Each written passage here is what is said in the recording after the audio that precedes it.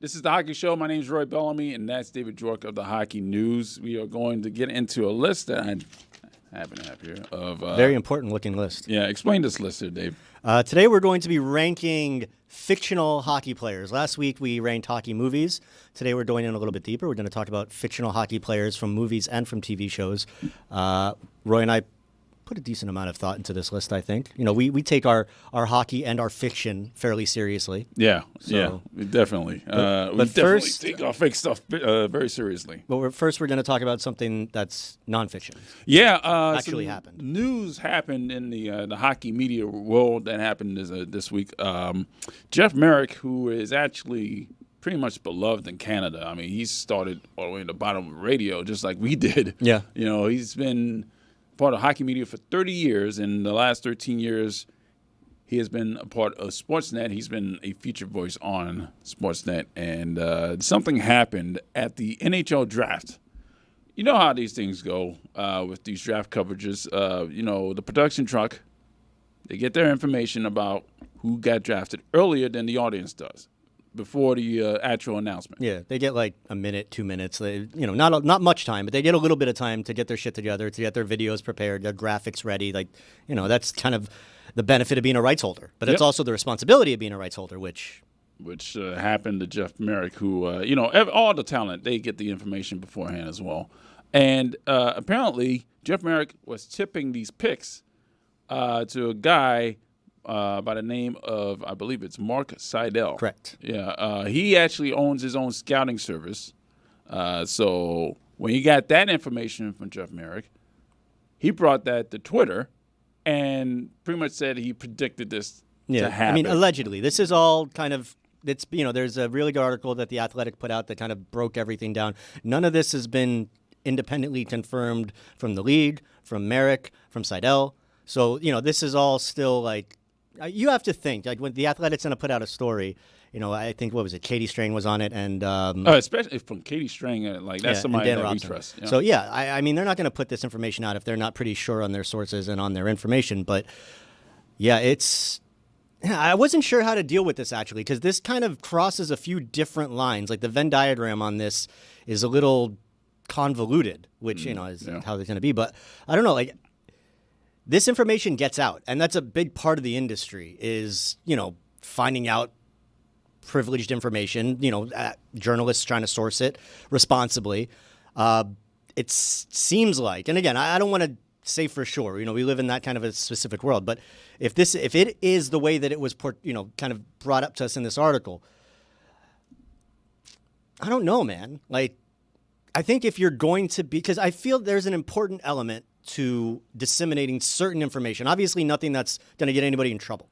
But in terms of, you know, providing that kind of a service as a journalist, there's a certain line that you have to be very careful not to cross. And I feel like in this case, and it's not like a dangerous line, but it's like, okay, look what happened here. He's trying, you know, on the very, very, very light end of it, trying to do his buddy a service, trying to help his career. Like, I get that. You know, fine. You know, you pay it forward, you help your friends. Paying it forward is something that Marek's done his whole career. Yeah. But in this situation, there are two problems with this. This is an HR issue. You're sharing proprietary information as an insider to somebody outside the company. That's something that if you work in a media company, they show you HR videos about this. Yep. Like intellectual property and all that stuff, they show you videos about this. And if you violate that, they will fire you. The other thing about this is a Vegas situation. This is like sports books are attached to this, where people can actually put bets on who goes where in the NHL draft, and the NHL has deals with gambling companies. So that's not going to be a good look for Sportsnet as a whole, who has to deal with the league itself as a rights holder. So those are the two situations that pretty much led to Jeff Marek's dismissal. Never seen anything like this. That's I think, the other interesting part. I don't know about that.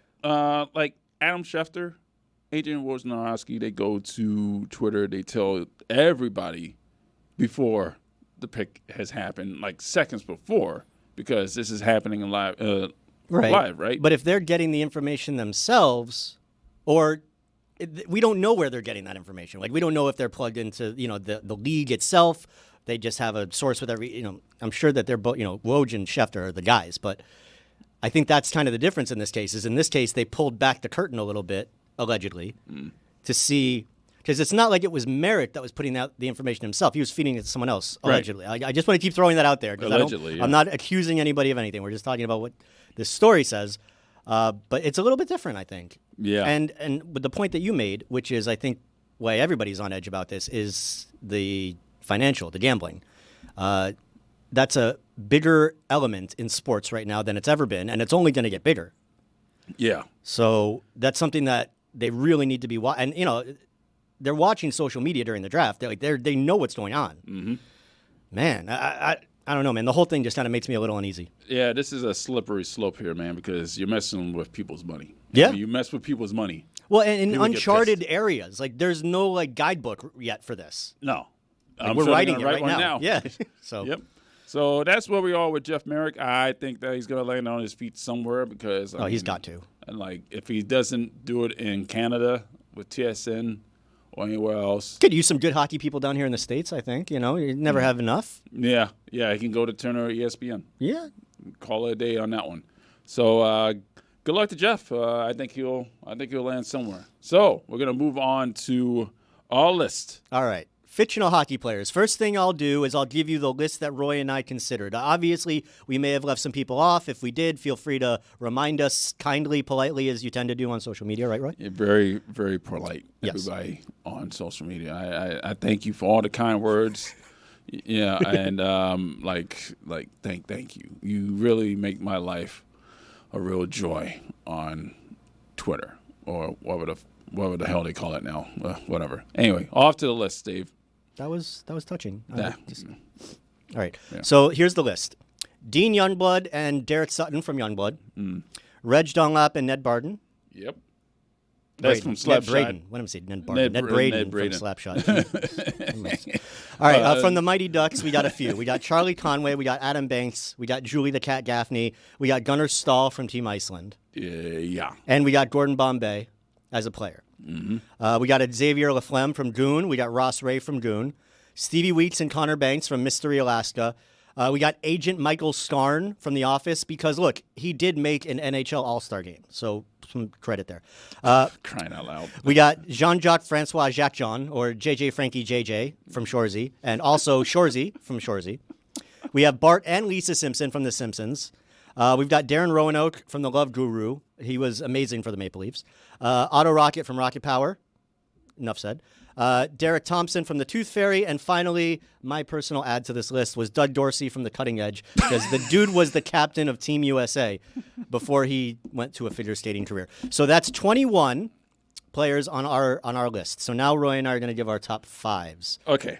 All right. So since you gave the list, no first off the list this time. no OLI for me either. All right. Number 5 is Ross Ray. Ross Ray. That was supposed to be fanfare. Yeah, what happened to fanfare? The pot is not on. The pot is off.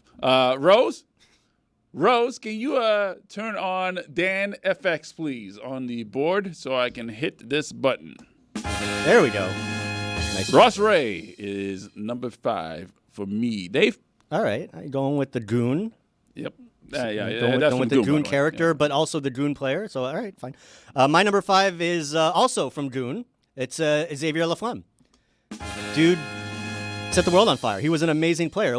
He had to get his shit together upstairs, but hockey skill-wise, he's very good. Danny Benitez in our video booth said to me in my ear, the Bash Brothers, that would be from Mighty Ducks 2. Ducks. They are not on my list. So, nope. Sorry, Danny. Number 4 is Lisa Simpson. Rose in my ear just screamed, Justin Bieber, no. A, not fictional. B, no. No. No. God, no. No. No offense to the Biebs. No, a little offense to the Biebs. Dude. Oh, take offense. Great singer. But, Take offense. I'm not on this list. That's true. I'm certainly not on this list because I can't skate. No, we're going to fix that. Yeah, we're going to fix that soon. Dave? All right, my number 4 is from Shorzy. It's JJ Frankie JJ.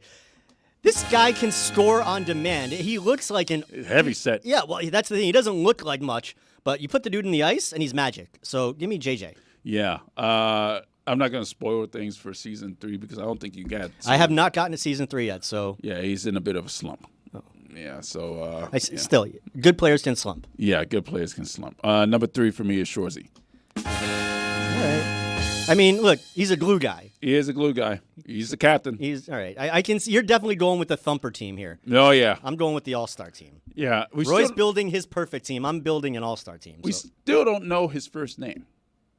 No, we don't. We gotta find that out. What does his family call him? Shorzy. No, they call him like Waffles. Oh, they gave him Waffles. They gave him a nickname, Waffles. Yeah. All right. That's definitely not his first name. My number 3 is from the Mighty Ducks. It's Adam Banks. I feel like Adam Banks, he's like the best player on the team in every movie, yet he's not the main character on the team in any movie. But he always puts up numbers. He always performs. So give me Adam Banks, number 3. All right.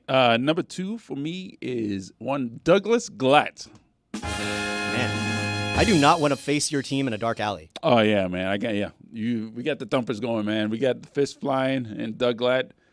Very lovable. You've got like a team full of character guys. Bill Zito would love your team. Oh, yeah, absolutely. Good and guys. I got goaltenders, so yeah, as well. So, yeah, good. All right, number 2 on my list is another Banks. It's Connor Banks from Mystery Alaska. Did you see how accurate this guy is? And he's fast because they can all fly because they all learned how to walk on skates. Yeah. Or skate on feet or, Yeah, But they came out of the room with skates on, which is very dangerous. Look, Connor Banks got a contract. He got a two-way contract with the Rangers based off of one game of pond hockey. Yeah. So there you go. My number 1 is Reggie Dunlop from Slap Shots.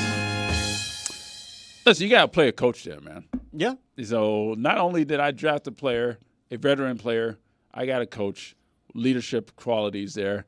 So I got a bunch of thumpers, a goaltender, and a coach. I don't know where that coach is going to lead us based off the track record, but I do understand where you're coming from. He's going to give us inspiration, even though the team is folding. Veteran presence. Yes. My number 1, and I don't think it's really debatable, is Dean Youngblood. What he did with the Mustangs, he was already super skilled, and then he learned how to kick some ass. So give me Dean Youngblood. Rob Lowe. Patrick Swayze, Keanu Reeves. Keanu Reeves is the goalie. Yeah. Keanu Reeves is a goalie. Yeah. He's just like a great guy, right? Like it's like the thing with Keanu Reeves. Yeah. He's just a good dude. Oh, yeah, absolutely. I want to have a glass of scotch and talk some hockey with Keanu Reeves. Me too. Does he drink? Maybe. I don't know. Rose says definitely. All right. Well, that was good. Yeah, that was a good list. I think I think everybody would agree that our list is decent. Yeah. Somewhat. Well, I mean, if we don't agree, then that's cool too. Just again, be polite about it. Yes, they probably won't. Okay, goodbye.